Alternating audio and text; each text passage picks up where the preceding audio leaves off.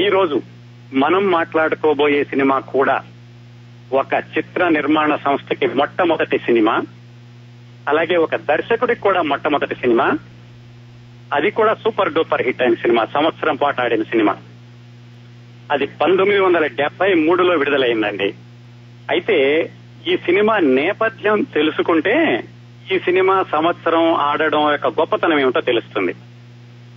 ఈ సినిమా విడుదలయ్యేటప్పటికి అంటే 1973కి తెలుగు చలనచిత్ర రంగ నేపథ్యం ఎలా ఉంది అంటే, అక్కినేని నాగేశ్వరరావు గారు దసరా బుల్లోడు, ప్రేమ్ నగర్ అలాంటి సినిమాలతోటి, రామారావు గారు పెళ్ళా పెళ్ళామా, కోడలు దిద్దిన కాపురం, ఎదురులేని మనిషి, బడి పంతులు అలాంటి సినిమాలతోటి, కృష్ణ గారు మోసగాళ్లకు మోసగాడు, పండంటి కాపురం, దేవుడు చేసిన మనుషులు ఇలాంటి సినిమాలతోటి, శోభన్ బాబు గారు మనుషులు మారాలి తర్వాత తనదైన శైలిలో ఆయన సినిమాలతోటి, వీళ్ళు నలుగురు తెలుగు చలనచిత్ర రంగంలో హిట్ మీద హిట్ ఇస్తూ వస్తున్నారు. ఇప్పుడు 1970 స్టార్టింగ్ లో, అంటే ఆ డికేడ్ మొదట్లో. ఆ రోజుల్లో వాళ్ళందరి సినిమాలతోటూ పోలిస్తే ఈ రోజు మనం మాట్లాడుకోబోయే సినిమాలో ఉన్నటువంటి స్టార్ కాస్టింగ్ చాలా విచిత్రంగా ఉంటుంది. విచిత్రం అంటే మొట్టమొదటి విచిత్రం ఏంటంటే అసలు ఈ సినిమాలో ట్రెడిషనల్ హీరో హీరోయిన్లు లేరండి.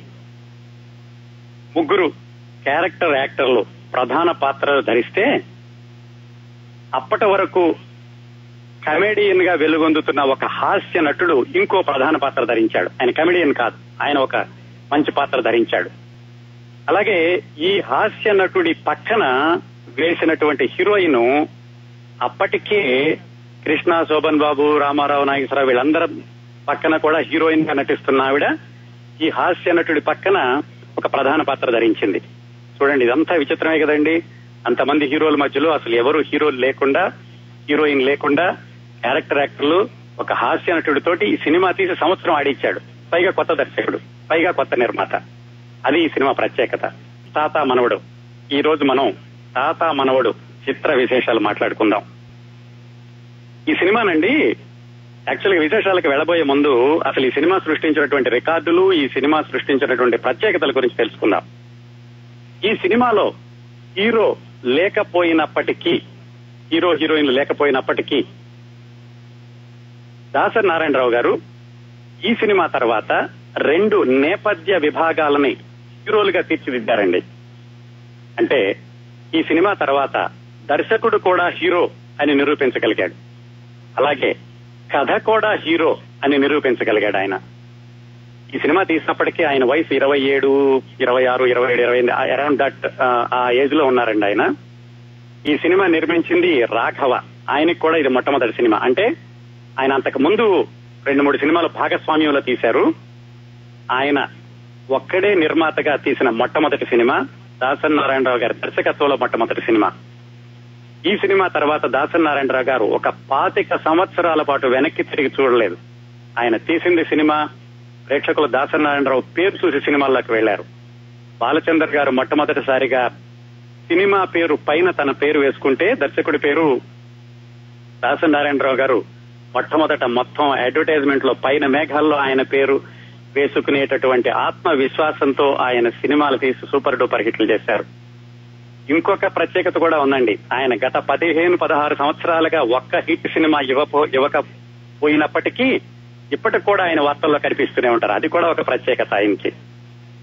ఇంకా ఈ బ్యానర్ నిర్మించినటువంటి ప్రతాప్ ఆర్ట్ ప్రొడక్షన్స్ వాళ్ళు ఈ సినిమా మొట్టమొదటి సినిమా సంవత్సరం రోజులు ఆడితే, ఈ సినిమా వచ్చిన 10 సంవత్సరాలకి దాసరి నారాయణరావు గారి శిష్యుడు కోడి రామకృష్ణతో సినిమా తీసి అది కూడా సంవత్సరం ఆడింది.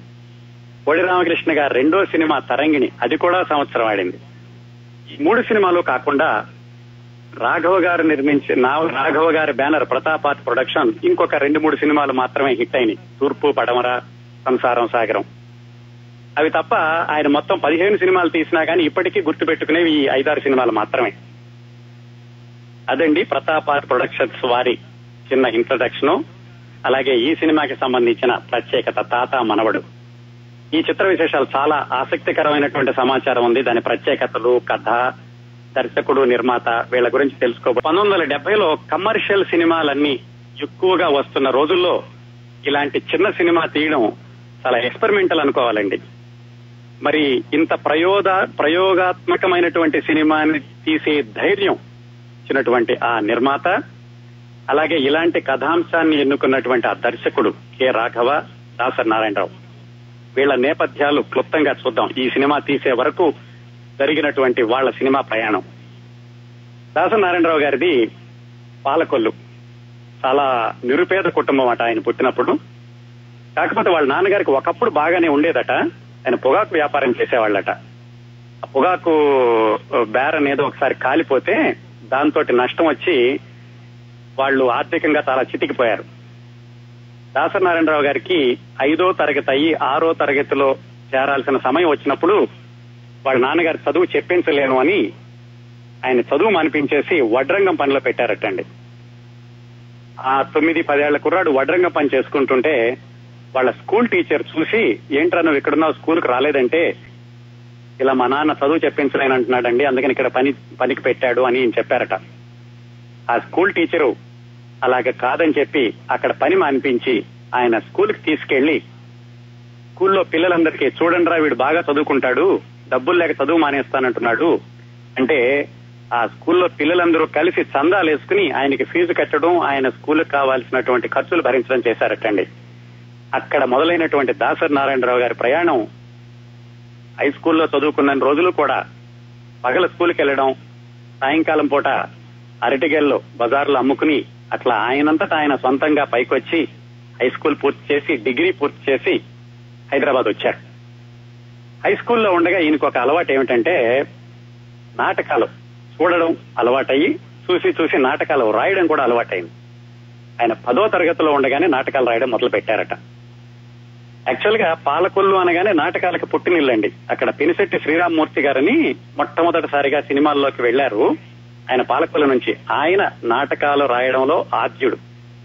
ఆయన వల్ల అయితే కానివ్వండి, మిగతా చలం అని ఇంకొక ఆయన ఆయన కూడా నాటకాలు వేసేవాడు. వీళ్ళందరినీ చూసి దాసరి నారాయణరావు గారికి నాటకాలు రాయడం అలవాటైంది. ఆయన 10వ తరగతిలో ఉండగా నాటకాలు రాయడం, వేయడం కూడా అలవాటు చేసుకున్నారు. హైదరాబాద్ వెళ్లేసరికి ఈయనకి రంగస్థలం మీద బాగానే పట్టొచ్చింది.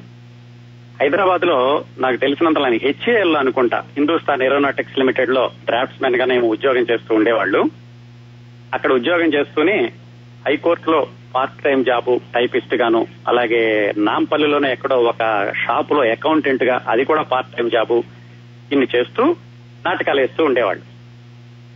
హైదరాబాద్ లో ఈయన నాటకాలకి ఎంతటి ప్రాచుర్యం వచ్చిందంటే, దాసరి నారాయణరావు దర్శకత్వం, రచన అంటే ఎక్కువ మంది టికెట్లు కొనుక్కునేవాళ్ళంట. అంత ఫేమస్ అయ్యాడు ఆయన నా రంగస్థలం మీద. అయ్యాక రంగస్థలం మీద పేరు తెచ్చుకున్నారు, నాటకాలు జరుగుతున్నాయి, ఆయన ఉద్యోగం జరుగుతోంది. సినిమాల్లోకి వెళ్లాలని ఎప్పుడు అనుకోలేదు. ఎందుకంటే నాటక రంగస్థలం మీద ఆయనకి మంచి పట్టు వచ్చింది, పేరు వచ్చింది. అలా నాటకాలు వేస్తుండగా ఒక ఆయన ఈయన రవీంద్ర భారతిలో నాటకం వేస్తుంటే చూసి, నువ్వు బాగా వేస్తున్నావు, సినిమాల్లోకి రావచ్చు కదా అని అడిగాడు ఆయన. ఆయనకైతే వెళ్ళడం ఇష్టం లేదు. కాకపోతే ఫ్రెండ్స్ అందరూ చెప్పారు, ఆయన ఏదో మెయిన్ కమెడియన్ వేషం ఇస్తానంటున్నాడు, వెళ్ళొచ్చు కదా అని. సరే, ఫ్రెండ్స్ చెప్పారు, మెయిన్ కమెడియన్ అంటున్నాడు కదా, ఎప్పటికైనా మరి నాటకాల తర్వాత సినిమాలే కదా నెక్స్ట్ ప్రమోషన్ అన్నట్టుగా ఈయన మద్రాసు వెళ్లారు. ఆ సినిమా పేరు అందం కోసం పందెం. ఆ సినిమాలో మొట్టమొదటి రోజే ఈయన ట్రైన్ దిగారు, స్టూడియోకి వెళ్లారు, మేకప్ వేశారు, సెట్ లోకి తీసుకెళ్లాక తీరా చూస్తే అది మెయిన్ కమెడియన్ కాదు, కమెడియన్ పక్కన ఒక అసిస్టెంట్ వేషం. ఆ కమెడియన్ పేరు బాలకృష్ణ. ఆ రోజులు అంజిగాడు అంటూ ఉండేవాళ్ళు. ఆయన సరిగ్గా డైలాగ్ చెప్పలేకపోతున్నాడు. ఈయన నాటకాలలో బాగా అనుభవం ఉంది కాబట్టి వెళ్ళగానే దాసరి నారాయణరావు గారు అసిస్టెంట్ అయినప్పటికీ ఆ సంభాషణ చెప్పడానికి ప్రయత్నించేసరికి ఆ బాలకృష్ణకి బాగా కోపం వచ్చి ఈయన్ని చాలా తీసి పడేసినట్టుగా, ఇందాక నువ్వు ట్రైన్ దిగి గంట కూడా అవ్వలేదు, నాకు నువ్వు సలహాలు చెప్తావా అని ఆయన ఏదో ఈయన కోప్పడ్డారు, అవమానం చేశారట. అప్పుడే కాకుండా ఆ తర్వాత భోజనాలు చేస్తుంటే కూడా ఈ కుర్రాడికి తర్వాత భోజనం పెట్టండి, నాతో పెట్టకూడదు అని అలా అవమానం చేస్తే దాసరి నారాయణరావు సరే వెనక్కి వెళ్లిపోదాం అనుకుని కూడా, ఇప్పుడు వెనక్కి వెళ్లిపోతే నేను ఇలా అవమానపడి వచ్చానని అనుకోరు, అందరూ కూడా వీడు సినిమాల్లో గెలవలేక వచ్చాడు అనుకుంటారు, ఆ పేరు నేనెందుకు తెచ్చుకోవాలి, ఎట్లాగైనా నా ప్రతిభ నిరూపించుకుని ఇక్కడే పేరు తెచ్చుకోవాలి అని ఆయన మద్రాసులోనే కంటిన్యూ అయ్యారు. ఆ సినిమా అలాగే అసిస్టెంట్ గా చేశారు. ఆ సినిమా ఏదో చాలా చిన్న పాత్ర, 2-3 నిమిషాలు ఉంటారనుకుంటాను, అందం కోసం పందెం అని. అది రిలీజ్ అయ్యాక ఆయనకి చాలా పేరు తెచ్చినటువంటి రచనా రంగంలోకి వెళదామని అసిస్టెంట్ రైటర్ గా ఆయన కెరీర్ మొదలు పెట్టారు సినిమాలో. బాలగుమి పద్మరాజు గారిని ఇంతకుముందు చెప్పుకున్నాం. ఆయన భీమవరంలో కెమిస్ట్రీ లెక్చరర్ గా చేస్తూ సినిమాల్లో రచయితగా వెళ్లారు. ఆయన దగ్గర అసిస్టెంట్ రైటర్ గా మొదలుపెట్టి అలాగే అసిస్టెంట్ డైరెక్టర్ గా కూడా ఒకేసారి 4-5 డైరెక్టర్ల దగ్గర ఈయన అసిస్టెంట్ గా చేస్తూ ఆయన కెరీర్ ని కొనసాగించారు. సావిత్రి గారు, భీమ్ సింగ్, వేదాంతం రాఘవయ్య, కేవీ నందన్ రావు, లక్ష్మీ దీపక్ వీళ్ళందరికీ ఒకేసారి అసిస్టెంట్ గా. సాధారణంగా అసిస్టెంట్ అంటే ఒక డైరెక్టర్ దగ్గరే పనిచేస్తాడు. అలా కాకుండా ఈయన 4-5 దగ్గర ఒకేసారి అసిస్టెంట్ గా పనిచేస్తూ సినిమాలకి అసిస్టెంట్ రైటర్ గా చేస్తూ కొనసాగుతున్న రోజుల్లో మహమ్మద్ బిన్ తుగ్లక్ అని బాలసుబ్రహ్మణ్యం గారు మొట్టమొదటిసారిగా వేషం వేశారు. ఆ సినిమాకి రైటర్ గా ఈయన కొత్త పాత్రలో ప్రవేశించారు. అక్కడి నుంచి మొదలుపెట్టి రైటర్ గా ఒక 30-40 సినిమాలు తనకంటూ ఒక ముద్ర తెచ్చుకున్నారు. కొత్త కుర్రాడు ఎవరో వచ్చాడు, పాలకుల నుంచి బాగా రాస్తున్నాడు, నాటకాలు రాసే కుర్రాడు, కొత్త డైలాగులు రాస్తున్నాడు అని మంచి మంచి సినిమాలకు ఆయన మాటలు రాశారు. ఇది దాసరి నారాయణరావు గారి నేపథ్యం ఈ సినిమాకి వచ్చే వరకు. ఇంకా నిర్మాత కె రాఘవ గారి నేపథ్యం ఏమిటంటే, కె రాఘవ గారిది కాకినాడ దగ్గర ఒక చిన్న పల్లెటూరు. ఆయనకి 6-7 సంవత్సరాల వయసులో, అంటే 1930 మూకీలు వెళ్లిపోయి టాకీలు మొదలవుతున్న రోజుల్లో ఇంట్లో నుంచి పారిపోయాట. ఆయన పారిపోయి ఆ రోజుల్లో కలకత్తాలో సినిమాలు తీసేవాళ్ళు. కలకత్తా వెళ్లిపోయాడు. వెళ్లి 7-8 సంవత్సరాలు ఉంటాయి అప్పటికి ఆయనకి. వెళ్లి ఒక స్టూడియోలో ఎలాగైతే ట్రాలీ బాయ్ కింద ఒక చిన్న అవకాశం తెచ్చుకోగలిగాడు. ట్రాలీ బాయ్ అంటే ఏంటంటే అప్పట్లో కెమెరాలు చాలా బరువు ఉండేవి. ఇప్పటిలాగా మనం చేత్తో పట్టుకునేది, భుజం మీద పెట్టుకునేది కాదు. ఆ కెమెరాని ట్రాలీ మీద పెట్టి తొయ్యాలి. 4-5 తోస్తే గానీ ముందు కదిలేదు కాదట. ఆ 4-5 పిల్లల్లో ఈయన కూడా ఒకడు. అలాగా రాఘవ 7-8 సంవత్సరాల వయసులో అంత బరువైనటువంటి పనితోటి ఆయన కెరీర్ అనుకోండి, జీవనం జరగడం అనుకోండి, అలా మొదలు పెట్టాడు ఆయన. అక్కడి నుంచి మొదలయ్యాక రకరకాల పనులు చేస్తూ ఆంధ్ర వచ్చి కలకటాలో, అప్పట్లో ఏంటంటే సినిమా రిలీజ్ అయ్యాక కలకటాలో సేట్స్ అందరూ కూడా ఆంధ్ర వచ్చి డబ్బులు వసూలు చేసుకునేవాళ్ళట. అలాగా ఒక సేట్ తోటి ఆయన కాళ్లు పట్టడానికని అలా ఆంధ్ర వచ్చి, ఆంధ్రాలో ఇంకొక ఆయన రికమెండేషన్ తోటి ఆ మూకీ సినిమాలకి కామెంటేటర్ చెప్పేవాడు ఒక ఆయన, కస్తూరి శివరావు అని. ఆయన దగ్గర అసిస్టెంట్ గా ఆంధ్రలో సెటిల్ అయ్యాడు కె రాఘవ.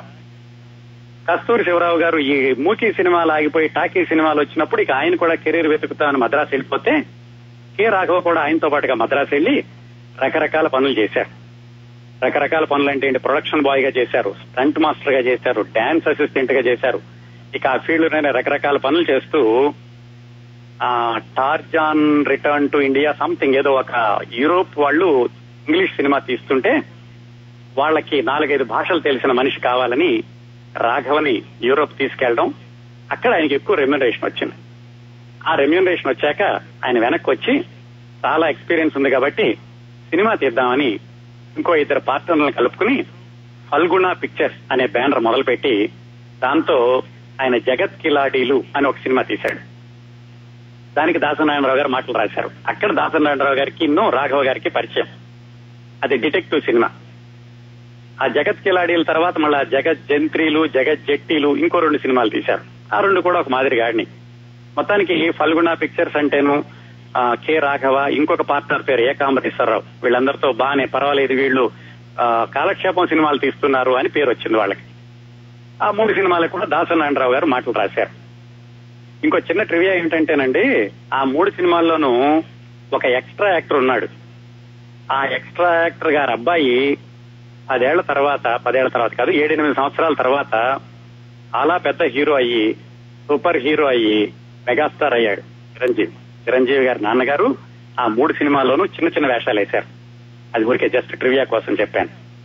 ఆ 3 సినిమాల్లోనూ దాసనారాయణరావు గారితో రాఘవకి బాగా పరిచయం అయింది.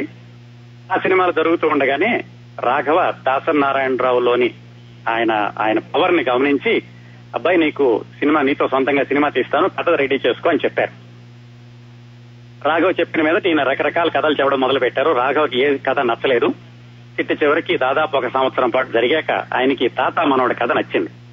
నచ్చి ఓకే ఇది బాగుంది, ఈ సినిమాకి వెళదాము, ఈ సినిమా నేను తీస్తాను విడిగాను అన్నాడు ఆయన. విడిగా తీయడానికి కూడా కారణం ఏంటంటే 3 సినిమాలు అయ్యాక వాళ్ళ పార్ట్నరు ఏకాంబరేశ్వరరావు నేను డైరెక్ట్ చేస్తాను అన్నాడు. రాఘవ గారికి అది నచ్చలేదు.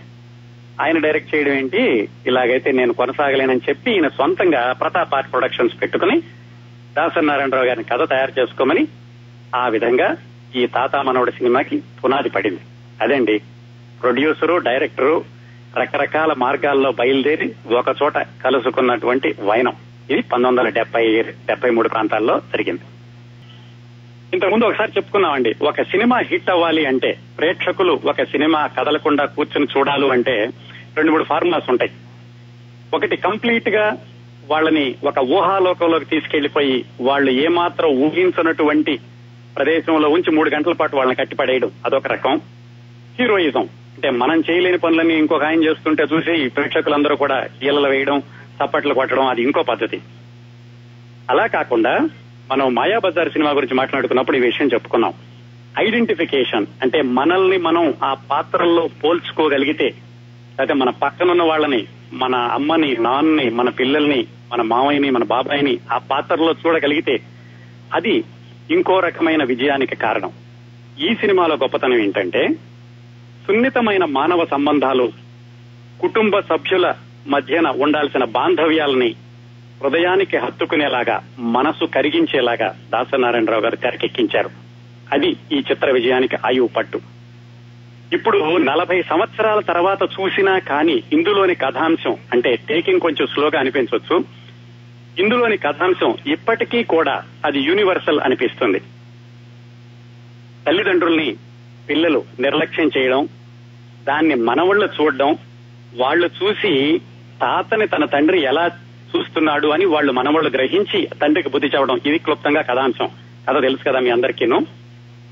మెయిన్ గా గమనించాల్సింది ఏంటంటే, చాలా మంది అండి పిల్లలు నేను చెప్పిన మాట వింటలేదు, పిల్లలు నేను చెప్పింది విని నేర్చుకుంటారు అనుకుంటూ ఉంటారు.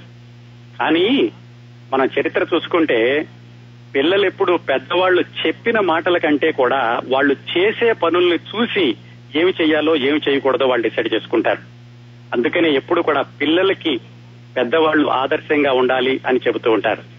ఈ సినిమాలో ఎస్వి రంగారావు, అంజలిదేవి వాళ్ళ అబ్బాయి సత్యనారాయణ వాళ్ళిద్దరిని చూడ్డు, ఏదో కథ మలుపులు తిరిగి చివరికి తల్లి అతని ఇంట్లో పని మనిషిగా చేయాల్సిన పరిస్థితి వస్తుంది. సత్యనారాయణ కొడుకు పుట్టి పెద్దవాడై రాజుబాబు అవుతాడు. అతను ఇవి గమనించి తండ్రికి బుద్ధి చెప్పడం, ఇది క్లుప్తంగా కథ. ఇలాంటి కథ ఎప్పుడు చూసినా కానీ, అంటే తల్లిదండ్రుల్ని నిర్లక్ష్యం చేసే సంతానం ఉన్నంత కాలం ఈ కథ బతుకుతుంది. అలాంటి వాళ్ళు మనకి పురాణాల దగ్గర నుంచి, చరిత్రల దగ్గర నుంచి ఇప్పటి వరకు 40 సంవత్సరాల్లో ఎన్నో కథలు విన్నాం, ఇక ముందు కూడా వింటూనే ఉంటాం. ఎందుకంటే అందరూ ఆదర్శవంతులుగా ఉండాల్సిన అవసరం లేదు కదండి. అందుకని ఎవరైతే తల్లిదండ్రులను కష్టాలు పెడుతూ ఉంటారో అలాంటి వాళ్ళని చూసినప్పుడల్లా ఇలాంటి సినిమా గుర్తొస్తూ ఉంటుంది అనమాట. సరే, ఆయన కథ రాసుకున్నారు. ఆ రోజుల్లో ఏంటంటే కథ కేవలం నిర్మాతను మాత్రమే ఒప్పించడం కాదు, డిస్ట్రిబ్యూటర్స్, పంపిణీదారులను కూడా ఒప్పించాలి. సరే, రాఘవ్ గారు దాసనారాయణరావు గారిని ఒక పంపిణీదారు దగ్గరికి పంపించి కథ వాళ్ళకు కూడా చెప్పి వాళ్ళని ఒప్పించు అని చెప్పారు. ఎందుకంటే వాళ్ళు పెట్టుబడి పెడతారన్నమాట. ఆ విధంగా ఆ రోజుల్లో మొట్టమొదటి దశ నుంచే పంపిణీదారు యొక్క వాళ్ళ భాగస్వామ్యం ఉండి వాళ్ళ కథ బాగుందా లేదా చూసుకుని, సినిమా బాగా నడుస్తుందా లేదా చూసుకుని, సినిమా విడుదలయ్యాక వాళ్లే పంపిణీ చేస్తూ ఉండేవాళ్ళు. సరే, దాసనారాయణరావు గారు వెళ్లి వాళ్ళకి ఆ డిస్ట్రిబ్యూటర్ కథ చెప్పడం మొదలు పెట్టారు. ఆ డిస్ట్రిబ్యూటర్ కి పెద్ద ఈయన మీద ఇంప్రెషన్ లేదు. ఎవరో కుర్రాడు వచ్చాడు, ఆఫ్టర్ ఆల్ 26-27 ఇయర్స్ ఉంటాయి, ఏవో 10 సినిమాలకు మాటలు రాశాట, ఏం కథ చెప్తాడులే అన్నట్టుగా అతను సరిగ్గా కాన్సన్ట్రేషన్ గా వినలేదు. కథ చెప్తుండగా మధ్యలో బోళ్ళని ఫోన్లు వచ్చినాయట. సరే, అంతా అయిపోయింది, కథ చెప్పాడు. ఆయనకేంటంటే ఈయనకి వద్దని చెప్పాలంటే మరి కొత్త కుర్రాడు రిస్క్, అది వద్దని చెప్పాలి. అలా కుర్రాడి మీద చెప్పడం ఇష్టం లేక కథ బాగాలేదు అని చెప్పాట ఆయన. రాఘవ్ గారికి మాత్రం ఈ కథ మీద బాగా నమ్మకం. అందుకని ఆయన డిస్ట్రిబ్యూటర్ను మార్చేసి ఇంకో డిస్ట్రిబ్యూటర్ దగ్గరికి వెళ్లి కథ చెప్పమన్నాడు. దాసనారాయణరావు గారు చెప్పారు. ఆ డిస్ట్రిబ్యూటర్ ఒప్పుకున్నాడు. సినిమా మొదలైంది. ఇంకో విశేషం ఏమిటంటే, ఏ డిస్ట్రిబ్యూటర్ అయితే దాసనారాయణరావు గారి కథ బాగాలేదని తిరగొట్టాడో ఆ తర్వాత దాసనారాయణరావు గారి ప్రభ వెలిగినన్ని రోజులు కూడా ఆ డిస్ట్రిబ్యూషన్ కి ఒక్క సినిమా కూడా ఆయన ఇవ్వలేదు. ఎంత సూపర్ హిట్ సినిమా అయినా కానీ ఆ డిస్ట్రిబ్యూటర్స్ మాత్రం ఇవ్వలేదట ఆయన. సరే, అలా సినిమా మొదలైంది. ఇంకా క్యాస్టింగ్ దగ్గరకు వచ్చేసరికి తాత పాత్ర ఎస్వి రంగారావు, ఏమాత్రం అనుమానం లేదు. ఎందుకంటే అప్పటికే కె రాఘవ్ గారి సినిమాల్లో జగత్ కిలాడీలు ఈ సినిమాలన్నింటిలోనూ ఆయన వేషం వేశాడు. కాకపోతే డిటెక్టివ్ సినిమాల్లో వేషాలు వేస్తున్నటువంటి ఎస్వి రంగారావు గారిని మళ్ళా కరుణ రసాత్మకమైన పాత్రలో వెంటనే చూపించడం ఒక విధంగా ధైర్యం. ఈ సినిమానండి మళ్ళా చూడండి, వన్ సింగిల్ రీజన్, మిగతావన్నీ పక్కన పెట్టినా గానీ ఒక్క ఎస్వి రంగారావు గారి కోసం ఈ సినిమా మళ్లీ మళ్లీ చూడాలనిపిస్తుంది. ఆయన ప్రదర్శించినటువంటి నటనతోటి ఒక తాత కనిపిస్తాడు, తండ్రి కనిపిస్తాడు, కొడుకు కనిపిస్తాడు, అందరూ కనిపిస్తారు ఆయన నటనలోని. ఆయన్ని ముందుగా ఫిక్స్ చేసుకున్నారు. మనవడు పాత్రకి ముందుగా శోభన్ బాబుని అనుకున్నారు. కాకపోతే రాఘవ్ గారికి ఒక ప్రిన్సిపల్ ఉంది. అదేంటంటే ఆయన తక్కువ బడ్జెట్ లోనే సినిమా తీస్తాడు, ఇంతే రెమ్యూనరేషన్ ఇస్తాను, ఆ రెమ్యూనరేషన్ లో ఎవరొస్తే వాళ్ళని తెచ్చుకో అని దాసనారాయణ గారికి చెప్పారు. ఆయన ఇచ్చే రెమ్యూనరేషన్ కి మనవడి పాత్రకి శోభన్ బాబు గారు రాలేదు. అందుకని ఆయన రాజబాబుని తీసుకున్నారు. అది కూడా ఒక ధైర్యమే, హాస్య నటుడిని ఇలా సీరియస్ పాత్రకి తీసుకోవడం. అది బాగానే అయింది. సత్యనారాయణ గారు కూడా ఫిక్స్ అయ్యారు. ఇంకో పాత్ర ఉంటుంది, అదేంటంటే విజయ నిర్మల తండ్రి. ఈ సినిమాలో గుమ్మడి వేస్తారు. నిజానికి ఆ పాత్రకి నాగభూషణ అని అనుకున్నారు. ఆ రోజుల్లో ఉండేవాడు రక్త కన్నీరు నాగభూషణం అని ఒక ఆయన ఉండేవాడు. ఆయన డైలాగ్ కింగ్. ఆయన సినిమా ఉంటే చాలు డైలాగ్స్ ఏం చెప్తాడా అని అందరూ ప్రేక్షకులందరూ వెళ్తూ ఉండేవాళ్ళు. ఆయనకి దాసనారాయణరావు గారికి అంతకు ముందే పరిచయం ఉంది. ఒకే కుటుంబం అని నాగభూషణం గారి సొంత సినిమాకి దాసనారాయణరావు స్క్రిప్ట్ అసిస్టెంట్ గా పనిచేశారు, డైరెక్షన్ అసిస్టెంట్ గా కూడా పనిచేశారు. అక్కడి నుంచి వాళ్ళిద్దరికి పరిచయం. నాగభూషణ సినిమాలు బాగా ఆడుతున్నాయి. అందుకని దాసనారాయణరావు గారు నాగభూషణాన్ని అడిగారు, ఇలా నేను మొట్టమొదటిసారిగా సినిమా తీస్తున్నాను, మరి మనం చాలా ఫ్రెండ్స్ కదా, మీరు కూడా వేస్తే బాగుంటుంది, సినిమా విజయానికి తోడ్పడుతుంది అని ఆయన అడిగారు. నాగభూషణం గారు ఏం చెప్పారంటే, అయ్యా నా రెమ్యూనరేషన్ ఇంతకంటే నేను తగ్గను అని చెప్పారు. దాసనారాయణరావు గారు మళ్ళా వచ్చి రాఘవ్కి చెప్పారు, ఏమండి ఆయన ఇంత అంటున్నాడు, మనం అంత ఇవ్వలేం కదా, ఏమైనా కొంచెం పెంచడానికి వీలవుతుందా అని. రాఘవ్ గారు ముందైతే రెమ్యూనరేషన్ పెంచే ప్రసక్తి లేదు అన్నారట. సరే కొత్త కుర్రాడు కదా, కథ బాగుంది, కొంచెం తను కూడా హైరానా పడుతున్నాడని సర్లే కొంత పెంచుతానే కొంచెం పెంచారట. మళ్లీ దాసనారాయణరావు ఆయన దగ్గరికి వెళ్లి కొంతవరకు పెంచగలిగానండి, పూర్తిగా మీరు అడిగిందంత ఇవ్వలేను అంటే ఆయన ఏమైనా సరే ఇంత ఇస్తేనే నేను వస్తాను, ఏమాత్రం తక్కువైనా నేను రాను అని చెప్పాట. మళ్లీ ఈయన వెనక్కి వస్తే రాఘవ్ గారు ఏం చెప్పారంటే, సరే నారాయణరావు ఇప్పుడు మనం మొత్తం ఇవ్వలేం కదా, నువ్వు వెళ్ళి ఆయనకి ఇప్పుడు సగం ఇద్దాం ఆయన అడిగిన దాంట్లో, మిగతా సగం 50 రోజులు అయ్యాక ఇస్తాను, 50 రోజులు ఆడాక ఇస్తానని చెప్పమన్నారట. సరే ఈయన సంతోషంగా వెళ్లి నాగభూషణం గారు సగం ఇప్పుడు ఇద్దామండి, సగం 50 రోజులు ఆడాక ఇస్తాను అని చెప్పాట. అంటే ఆయన అన్నట్ట, ఏమయ్యా నువ్వు కొత్తగా తీస్తున్నావు, 50 రోజులు నీ సినిమా ఆడుతుందని గ్యారంటీ ఏముంది అన్నట్ట. ఆయనకి దానికి దాసనారాయణరావు గారు చాలా బాధపడ్డారు.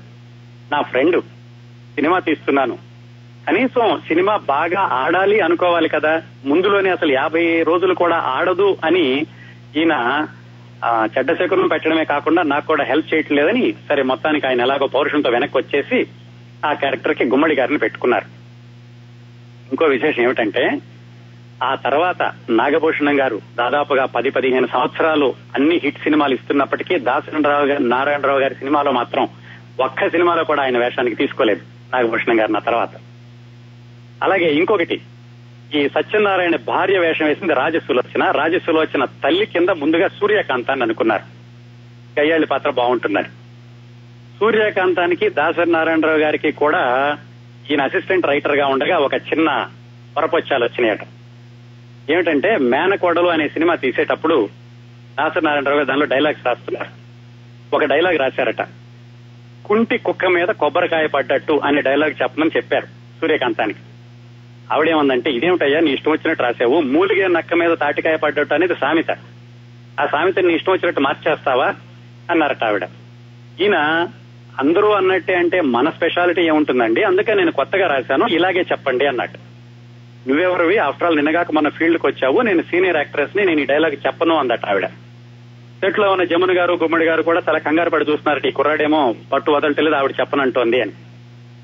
చివరికి ఆయన ప్రొడ్యూసర్ దగ్గరికి వెళ్లి, సూర్యకాంతం గారి డైలాగ్ చెప్పనంటున్నారండి, ఆ డైలాగ్ చెప్తే తప్ప నేను రైటర్ గా ఉండాలి, లేకపోతే నేను డైరెక్ట్ రైటర్ గా బయటకు వెళ్ళిపోతాను, మీరు వేరే వాళ్ళతో రాయించుకోండి అన్నట్టు. సరే చివరికి సూర్యకాంతం గారు ఈయన పట్టుదల చూసి ఆ డైలాగ్ చెప్పింది. కానీ ఈయన అది గుర్తుపెట్టుకున్నాడు. అందుకని ఆయన ఎట్టి పరిస్థితుల్లోనూ ఈ సినిమాలో సూర్యకాంతం ఉండకూడదు అనుకుని ఆ రాజసులోచన తల్లి పాత్రకి మంజులా అని ఇంకొక ఆవిడ ఉండేది, హీరోయిన్ కాదు ఇంకొక ఆవిడ ఉండేది, ఆవిడ్ని పెట్టుకున్నారు. ఆ విధంగా క్యారెక్టర్స్ అందరూ ఒకళ్ళకొకళ్ళు సెట్ అవుతూ వచ్చారు. మొత్తానికి సినిమా నిర్మాణం కూడా ఏంటంటే సజావుగానే సాగింది. ఎందుకంటే ఆయన లో బడ్జెట్ లో పెట్టుకున్నారు కాబట్టి పెద్ద ఇబ్బందులు కూడా ఎదురవకుండా సినిమా అంతా నిర్మాణం పూర్తయింది. ఇక సంగీతం దగ్గరికి వచ్చేసరికి అంతకు ముందు వరకు కూడా ఈ రాఘవ గారు వేరే వాళ్ళ కాంబినేషన్ లో సినిమాలు తీసినప్పుడు కోదండపాణి గారు సంగీతం ఇచ్చేవాళ్ళు. ఈ సినిమాకి మాత్రం రమేష్ నాయుడు గారిని సంగీతానికి పెట్టుకున్నారు. పాటలన్నీ సూపర్ హిట్. పాటలు కూడా సంగీతం పరంగా సాహిత్య పరంగా బాగుంటాయి. ముఖ్యంగా చెప్పుకోవాల్సింది ఇందులో అనుబంధం ఆత్మీయత అంతా ఒక బూటకం అనే పాట, అది సి నారాయణ రెడ్డి గారు రాశారు. ఆ పాట రాసేటప్పుడు సి నారాయణ రెడ్డి గారు ముందు గ్రాంథికంలో చాలా రాసేశారట. అప్పుడు దాసనారాయణరావు గారు, రమేష్ నాయుడు గారు కూర్చుని, ఏమండి ఇది చాలా గ్రాంథికంగా ఉంది, కథ చూస్తేనేమో మధ్యతరగతి మనుషులకి సంబంధించింది, అందుకని మీరు ఒకసారి మళ్లీ ఆలోచించి రాయండి అంటే అప్పుడు ఆయన ఇప్పుడున్న వర్షన్ ఇచ్చారు, అనుబంధం ఆత్మీయత అంతా ఒక బూటకం అనేటటువంటి పాట. అలాగే సోమ మంగళ బుధ అని కుటుంబ నియంత్రణ మీద ఒక పాట ఉంటుంది. దాంట్లో దాదాపుగా మొదటి పల్లవి కూడా దాసనారాయణరావు గారే రాశారట. అలా మొత్తానికి కథ, సంగీతం, కథ, మాటలు, స్క్రీన్ ప్లే, దర్శకత్వం 4 దాసనారాయణరావు గారు. పాటల్లో కూడా ఆయనకి తగినట్టుగా రాయించుకున్నారు. సినిమా విడుదలైంది. ఇంకా సినిమా విడుదలయ్యాక జరిగినటువంటి విజయాల గురించి వేరే చెప్పాల్సిన పని లేదుగా. ఆ ఒక్క చిత్రంతో దాసనారాయణరావు గారు 25 సంవత్సరాల పాటు వెనక్కి తిరిగి చూసుకునే అవసరం లేకుండా ఆయన డైరెక్టర్ హీరోగా నిలబడిపోయాడు. అలాగే ఈ సినిమా రిలీజ్ అయినప్పుడు ఇంకో పెద్ద హీరోల సినిమాలు ఉన్నాయటండి. వాటి మధ్యన కూడా ఈ సినిమా రిలీజ్ అయ్యి 100 సంవత్సరాలు ఆడింది. 15 కేంద్రాల్లో 100 రోజులు ఆడింది. అట్లాగే మలేషియా టెలివిజన్ లో మొట్టమొదటిసారిగా టెలికాస్ట్ అయిన తొలి తెలుగు చిత్రం తాత మనవడు. రాజబాబు హీరోగా నటించింది కూడా ఇదే సినిమా అండి, మొట్టమొదటి సినిమా. ఇంకా ఈ సినిమా తర్వాత ఆయన ఏంటంటే స్టార్ వాల్యూ అవసరం లేదు, కథ ఉంటే సరిపోతుంది అని దాసనారాయణరావు గారు నిరూపించడమే కాకుండా ఆయన భవిష్యత్తులో కూడా ఆయన తీసిన సినిమాలో హీరోకి మించిన పారితోషికం తీసుకునేటువంటి స్థాయికి ఆయన చేరాడు. సత్యనారాయణ గారు ఈ సినిమా గురించి చెబుతూ, ఈ సినిమాలో కొడుకు పాత్ర పోషించినట్టు దుష్ట కొడుకు పాత్ర పోషించిన సత్యనారాయణ గారు కథ చెప్పేటప్పుడు ఆయన కూడా విన్నాడట వేరే ప్రొడ్యూసర్ కి. విని ఆయన అనుకున్నట్టు, నా దగ్గర డబ్బులుండి నేనే కనుక ఈ ప్రొడక్షన్ హౌస్ మొదలు పెట్టుంటే, అప్పటికి ఇంకా ఆయన తీల తర్వాత తీశారు సొంత సినిమాలు, నేనే సినిమా తీసుండేవాడిని అని ఆయన తర్వాత ఒక ఇంటర్వ్యూలో చెప్పారు. అలాగే ఎస్వి రంగారావు గారి పక్కన నటించడం అనేది నాకు ఛాలెంజింగ్, నాకు చాలా అది ఉపయోగపడింది కూడాను ఆయనతో పోటాపోటీగా నటించడానికి అని సత్యనారాయణ గారు చెప్పారు. అదండి తాత మనవడు సినిమా తర్వాత సృష్టించినటువంటి రికార్డులు. ఇప్పటికీ కూడా ఇంతకు ముందు చెప్పినట్టుగానే చూస్తే మన తండ్రి గారు, మన తాతగారు, మన పిల్లలు అందరూ కనిపిస్తుంటారు ఆ సినిమాలో. అవి తాత మనవడు చిత్ర విశేషాలు.